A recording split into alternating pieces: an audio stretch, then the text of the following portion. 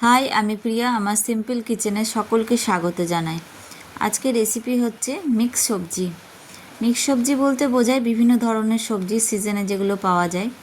এখানে কুমড়ো, পটল, আলু, গাজর, বেগুন ও টমেটো কেটে নেবেন ছোট ছোট করে।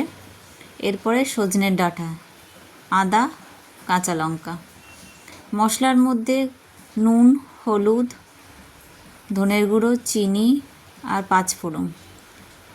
এরপর সর্ষের তেল দিয়ে দেবেন কড়াইতে। গরম হয়ে গেলে ফোড়ন হিসাবে পাঁচফোড়ন দিয়ে দেন।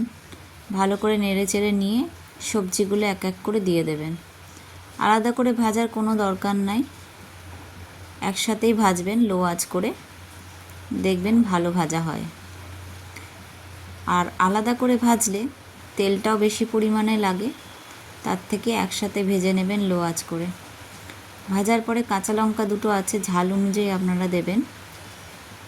ভালো করে নেড়ে চেড়ে নিয়ে এরপরে পরিমাণ মতন হলুদ ও নুন দিয়ে দেবেন।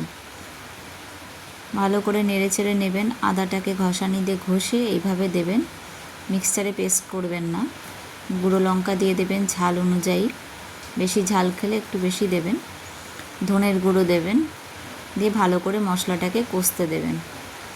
এরপরে সজনের ডাঁটাটাও দিয়ে দেবেন। ভালো করে কষে নেওয়ার পরে হালকা সেদ্ধ হয়ে গেলে গরম জল দিয়ে দেবেন, দিয়ে ঢাকা চাকা দিয়ে দেবেন যাতে সেদ্ধ হতে থাকে।